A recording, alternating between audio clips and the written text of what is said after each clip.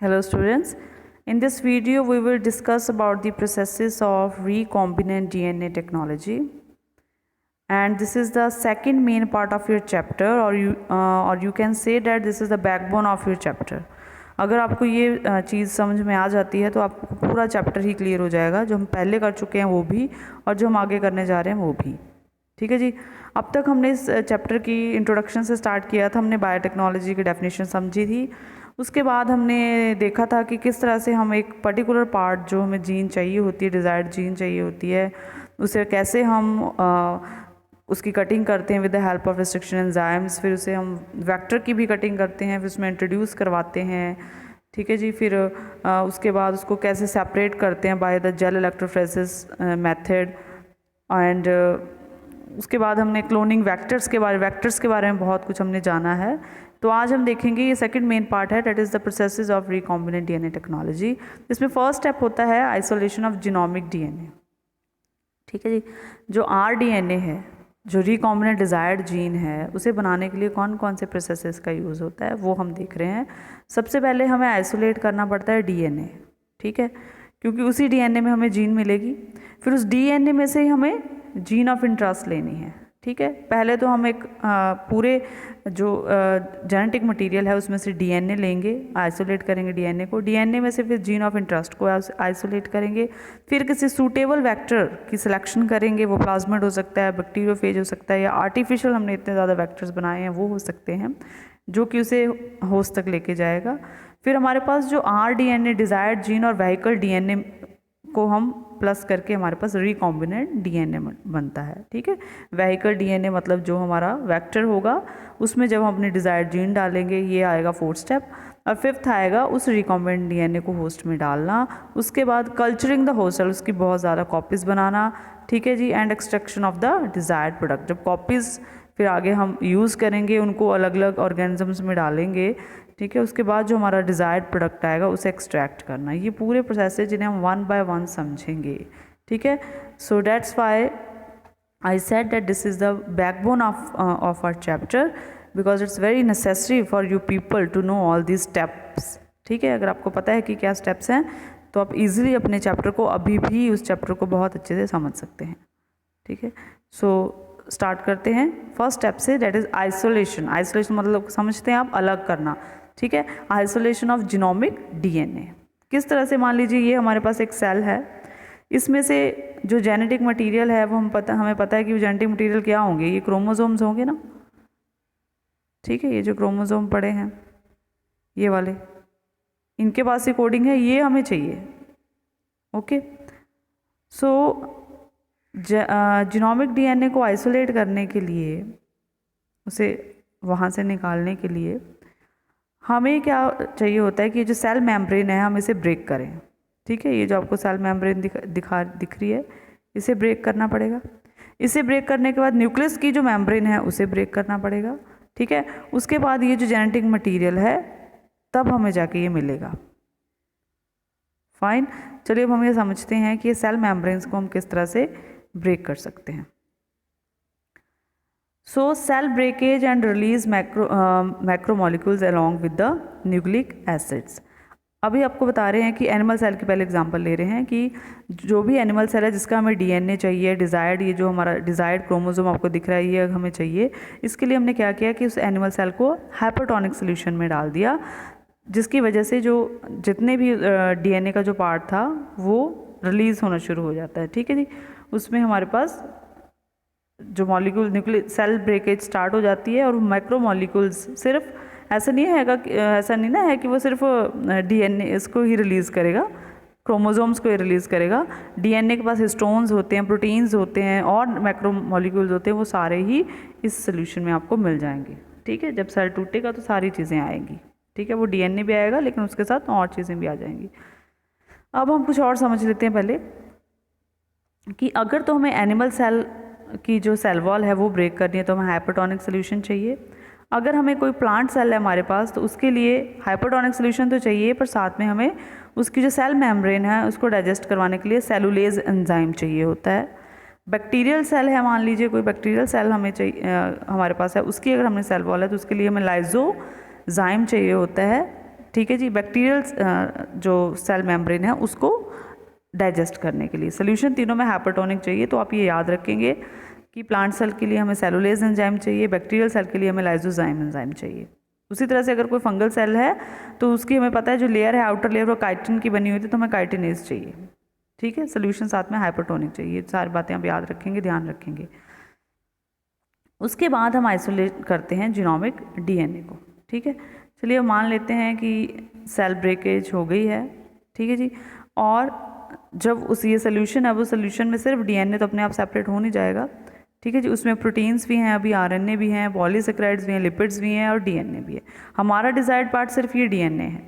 तो इस डीएनए को इन सबसे अलग करने के लिए हमने क्या किया, प्रोटीन्स ख़त्म हो जाएं तो उसके लिए प्रोटीएज एंजाइम का यूज़ किया। आरएनए ख़त्म हो जाए उसके लिए राइबोन्यूक्लियोटाइड यूज़ किया। ठीक है जी, लिपिड्स और पॉलीसेकेराइड्स के लिए हमने एक एप्रोप्रिएट ट्रीटमेंट यूज़ की। ठीक है जी, जो इस तरह से जितने भी मॉलिक्यूल थे उनको डिग्रेड किया गया ताकि सिर्फ इसमें डीएनए बच जाए। ठीक है, क्योंकि ये हमारा डिज़ायर्ड वन है डीएनए, यही हमें चाहिए, तो बाकियों को हमने डिग्रेड कर दिया by using different enzymes. Okay, then हम आइसोलेट कैसे करेंगे। अब ये जो डीएनए है हमारे पास, ठीक है, ये सारे हमने डिग्रेड कर दिए। हम अब इसे चिल्ड एथेनॉल में डालते हैं और इस तरह से हमारे पास प्योरीफाइड डीएनए सामने आ जाता है। ओके, ये आपको कुछ फिगर से समझा रहे हैं यहाँ पे। ठीक है जी, कि ये जो डिग्रेड हो गए ये सारे जो डीएनए था उसे चिल्ड एथेनॉल में डाला तो जो प्रेसिपिटेट बनते हैं वो प्रेसिपिटेट बन के साइड में हो जाते हैं। उस डीएनए को फिर हमने रिमूव कर लिया with the help of the spooling. Okay, अब हमारे पास बहुत इंपॉर्टेंट एक मेथड आ रहा है, that is the isolation of the desired DNA fragment. ठीक है, एक बार मैं आपको फिर से समझाती हूँ कि क्या पॉइंट्स थे हमारे पास। हमारे पास था आइसोलेशन ऑफ जीनोमिक डीएनए, वो हमने कर लिया आइसोलेट। ठीक है, ये हमने आइसोलेट कर लिया है उसे डीएनए को, आपने देखा डिफरेंट मेथड से। अब हम नेक्स्ट कर रहे हैं कि इस डीएनए में से हम डिज़ायर्ड जीन निकालनी है, हमने जीन ऑफ इंटरेस्ट निकालनी है। उसके लिए हम यूज़ करते हैं पीसीआर टेक्निक का। ठीक है जी, काफ़ी इंपॉर्टेंट टॉपिक है, ध्यान से समझेंगे। जो पीसीआर टेक्निक है, ये आइसोलेशन हमने करने के लिए हमें पीसीआर टेक्निक का यूज़ करना पड़ता है। ठीक है जी, तो अब इस डायग्राम को ध्यान से देखेंगे। हमें पता है कि जो हमारा डीएनए होता है वो डबल स्टैंडर्ड न्यूक्लियस होता है, डबल स्टैंडर्ड डीएनए होता है, डबल स्टैंडर्ड का बना हुआ होता है। और इस पूरे डीएनए में से जो रेड पार्ट आपको दिखाई दे रहा है ये हमारी जीन ऑफ इंटरेस्ट है, दिस वन। ठीक है, हमने सिर्फ ये कंसिडर किया है यहाँ पे कि मान लीजिए ये क्रोमोसोम नंबर 9 पे था और फ्रॉम 569 टू 969 बेस पेयर के ऊपर ये था। ठीक है, ये हमने कंसीडर किया है। ये हमारा जो जीनोमिक डीएनए डबल स्टैंडर्ड है, ये इतना सा पार्ट हमें चाहिए। अब इतने से पार्ट हमें चाहिए तो उसके लिए हम क्या करते हैं, पहले इसको देख लेते हैं, वाइड कर लेते हैं थोड़ा सा कि जो इतना सा पार्ट है इसमें हम क्या करते हैं कि सिर्फ रेड वाले जो पोर्शन आपको दिखाई दे रहा है ये हमारा जीन ऑफ इंटरेस्ट है, इतना सा। लेकिन हम क्या करते हैं कि जब भी पीसीआर जो टेक्निक है पॉलीमरेज चेन रिएक्शन, ठीक है, उसमें हम थोड़ा सा ये जो पार्ट हमें नहीं चाहिए होता है उसको भी हम साथ में ही लेते हैं। जो ब्लू पार्ट है, ठीक है, उसमें हमारी जीन ऑफ इंटरेस्ट वहाँ से स्टार्ट नहीं होती है, लेकिन हम थोड़ा थोड़ा पार्ट दोनों साइड से एक्स्ट्रा लेके चलते हैं। ठीक है जी, पॉलीमरेज वर्ड का मतलब ही देख लेते हैं पहले। पॉली मतलब मैनी होता है और मरेज मतलब होता है फॉर्मेशन। ठीक है, तो बहुत ज़्यादा चीज़ का बनना, किसी चीज़ का बहुत क्वांटिटी में बनना, डेट इज़ पीसीआर। ठीक है, मतलब ये जो जीनोमिक, एक तरह से पीसी का मतलब याद रखेंगे फोटोकॉपी। ठीक है, ये जो हमारी डिज़ायर्ड पार्ट है इसकी फ़ोटोकॉपीज़ चाहिए हमें, जैसे हम फ़ोटोकॉपी करवाने जाते हैं वहाँ पे। ठीक है जी, तो आप एक पेपर देते हैं उसे, एक पेपर से वो 10, 20, 30, 40 जितनी मर्जी से कॉपीज़ निकलवा लीजिए आप। वही टेक्निक हम देखेंगे इसमें, कैसे हम अपने डिज़ायर्ड जीन से बहुत ज़्यादा कॉपीज़ बनाते हैं। ठीक है, तो सबसे पहले हमारे पास जो ये डबल डीएनए है, हमारा डबल स्टैंडर्ड डीएनए है, इस डीएनए का हमने पार्ट, थोड़ा सा ब्लू पार्ट भी हम साथ में ले लेंगे जो हमें चाहिए नहीं है। ठीक है जी, उसके बाद थोड़ा सा समझ लेते हैं पहले पीसीआर टेक्निक में होता क्या है और ये किसने डिस्कवर किया था। पीसीआर टेक्निक में मल्टीपल कॉपीज़ बनाते हैं हम उस जीन की जो हमें चाहिए होती है, और इसे डिस्कवर किया था कैरी म्यूलिस ने इन 1985। ठीक है जी, प्लीज़ रिमेंबर दिस। नेक्स्ट, ये जो डबल स्ट्रैंडेड डीएनए है इसको पहले हम अलग करेंगे, सिंगल स्ट्रैंडेड बनाएंगे। ठीक है जी। ये हमारा जो जीन ऑफ इंटरेस्ट आपको रेड पोर्शन दिख रहा है ये हमारा जीन ऑफ इंटरेस्ट है, लेकिन जो रीजन टू बी एम्पलीफाइड है, जिसे हमने एम्पलीफाई करना है, जिसकी हमने कॉपीज बनानी है, वो ये पूरा है। ठीक है जी। उसके लिए हम सबसे पहले जो मेथड यूज़ करते हैं वो है डी नेचुरेशन। ठीक है, डी नेचर करेंगे पहले। डी नेचर का मतलब क्या होता है कि जो उसकी अपनी नेचर है, जो जैसा वो दिखता है उससे उसे अलग बनाएंगे। ठीक है, तो ये हमें दिख रहा है डबल स्टैंडर्ड। ठीक है, इस डबल स्टैंडर्ड को हम पहले सिंगल स्टैंडर्ड करेंगे। उसके लिए हम हीट करते हैं इसको at 95 degree Celsius to 30 seconds to 1 minute तक। ठीक है जी। सबसे पहला स्टेप है डी नेचुरेशन। डी नेचुरेशन में हम हीटिंग करते हैं एक सर्टेन टेम्परेचर पे ताकि वो डबल स्टैंडर्ड से सिंगल स्टैंडर्ड हो जाए। ठीक है, तो आपको दिख रहा होगा कि ये हमारी जीन ऑफ इंटरेस्ट है और ये हमारा रीजन टू बी एम्पलीफाइड है। उसके बाद इसे हमने हीट कर दिया, ठीक है, 30 सेकेंड टू 1 मिनट के लिए, जिससे वो सिंगल स्टैंडर्ड में आ गया। इसके जो स्ट्रैंड्स हैं उनमें गैप आ गया अभी। ठीक है जी। नेक्स्ट प्रोसेस हमारा होता है अनीलिंग। ठीक है, एनीलिंग में हम क्या करते हैं कि टेम्परेचर को थोड़ा सा कूल डाउन करते हैं। आप इतना याद रखेंगे कि फर्स्ट जो डी नेचर है उसमें हम उसे हीटिंग करेंगे और फिर दूसरे में थोड़ा कूलिंग करेंगे। तो टेम्परेचर हमने रिड्यूस कर दिया 45 टू 50 डिग्री तक टेम्परेचर जो है वो रिड्यूस कर देते हैं हम। ठीक है जी। और इसमें हम इंट्रोड्यूस करते हैं प्राइमर्स। प्राइमर एक तरह के शॉर्ट ऑलिगोन्यूक्लियोटाइड होते हैं जो आपको ये दिख रहे हैं GCGTGA। इनका अपना बेस पेयर के साथ आते हैं वो। ठीक है जी। इनको हम इंट्रोड्यूस करवाते हैं in the process of annealing, क्योंकि ये जो हमने सेपरेट किए हैं अब इनके साथ कोडिंग, इनके लिए इनके साथ कॉम्प्लीमेंट्री जो न्यूक्लियोटाइड बेस पेयर हैं वो जुड़ने चाहिए। ठीक है जी। तो प्राइमर्स को इंट्रोड्यूस करवाया जाता है अनीलिंग प्रोसेस में, जिसे कि हम करते हैं 45 टू 50 डिग्री टेम्परेचर पे। ठीक है जी। अब हम देखेंगे प्राइमर्स को हमने इंट्रोड्यूस करवा दिया। ठीक है, ये इधर से जो हमारा प्राइमर है वो इधर से वर्क करेगा ये वाला, और ये वाला इधर को जाके इनको कवर अप करेगा। ठीक है, तो इनकी इसके लिए हमें चाहिए था डीएनए पॉलीमरेज। डीएनए पॉलीमरेज हमें पता है कि वो एम्पलीफिकेशन करवाता है, मतलब कॉपीज बनवाएगा इन्हीं ऑलिगोन्यूक्लियोटाइड्स की। ठीक है जी। तो हमने डीएनए पॉलीमरेज की जगह टैग पॉलीमरेज का यूज़ किया है। ठीक है, अब हमने डीएनए पॉलीमरेज का ही यूज़ क्यों नहीं कर लिया है, क्योंकि जो डीएनए पॉलीमरेज है वो इतने ज़्यादा टेम्परेचर पे सर्वाइव नहीं करेगा। तो हमने क्या किया कि टैग पॉलीमरेज यूज़ किया। टैग पॉलीमरेज की फुल फॉर्म है थर्मस एक्वेटिक।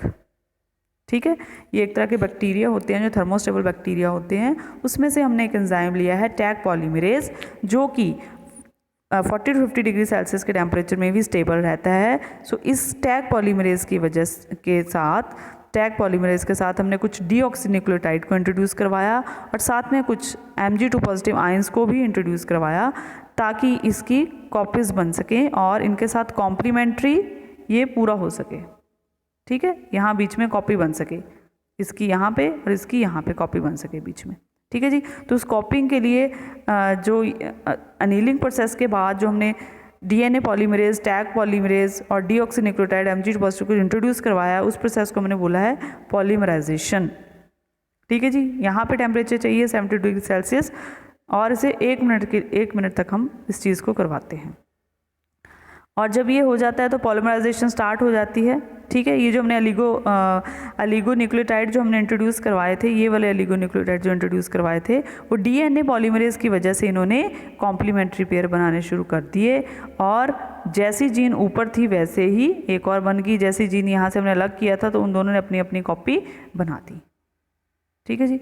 इस तरह से हमारे पास कॉपीज बननी शुरू हो जाती हैं और इस प्रोसेस को हम पॉलीमराइजेशन या एक्सटेंशन कहते हैं। ठीक है जी। तो यहाँ से आप याद रखेंगे कि पीसीआर जो रिएक्शन है उसमें 3 मेन स्टेप होते हैं: denaturation, annealing and polymerisation extension. ठीक है, तो ये काफ़ी इंपॉर्टेंट क्वेश्चन है जो आप अपने एंट्रेंस के लिए भी रेडी करते हैं, वहाँ पे भी आप याद रखेंगे। आपसे ये पूछ लेते हैं कि क्या सिमेट्री है। ठीक है, कौन सा प्रोसेस पहले आता है। तो पहले डीनेचुरेशन होगी, मतलब उसे हम डबल से सिंगल स्टैंडर्ड करेंगे। फिर जब सिंगल स्टैंडर्ड हो जाता है तो उसे कूल डाउन करके वहाँ पे ऑलिगोन्यूक्लियोटाइड को इंट्रोड्यूस करवाते हैं, उसे अनीलिंग बोलते हैं। अनीलिंग के बाद हम डीएनए पॉलीमरेज में टैग पॉलीमरेज का यूज़ करते हैं ताकि उसकी कॉपीज़ बना सकें। उस प्रोसेस को हम पॉलीमराइजेशन या एक्सटेंशन बोलते हैं। ठीक है जी, तो ये कॉपीज़ हमारे पास बन गई और इसी साइकिल को 30 to 35 तक हम कर सकते हैं और बिलियंस ऑफ कॉपीज़ जो हैं उनको हम एम्पलीफाई कर सकते हैं। ठीक है, फाइनली बिलियंस ऑफ कॉपीज़ हम, ये जो हमारे पास डिज़ायर्ड जीन थी इस प्रोसेस पीसीआर, उस पीसीआर मशीन होती है एक, उस पीसीआर टेक्निक में हमने इस तरह से बिलियंस ऑफ कॉपीज़ अपनी जीन ऑफ इंटरेस्ट की बना ली हैं। ठीक है जी, तो ये हमारा सेकंड स्टेप था जो हम स्टेप्स पढ़ रहे थे। ये हमारा सेकंड स्टेप था, ये वाला आइसोलेशन ऑफ डिज़ायर्ड। पहले मैंने आपको बताया कि जीनोमिक डीएनए को आइसोलेट कैसे करना है, कैसे सेल वॉल को तोड़ के हम डीएनए लेंगे, फिर उस डीएनए में से जीन ऑफ इंटरेस्ट को हम कैसे आइसोलेट करेंगे। ठीक है, वो हमने पीसीआर टेक्निक से उसकी एम्पलीफिकेशन करवाई है और उसके बाद जो नेक्स्ट स्टेप्स हैं वो हम नेक्स्ट वीडियो में समझेंगे। आई होप कि आपको ये समझ में आया हो। For your any queries you can contact me.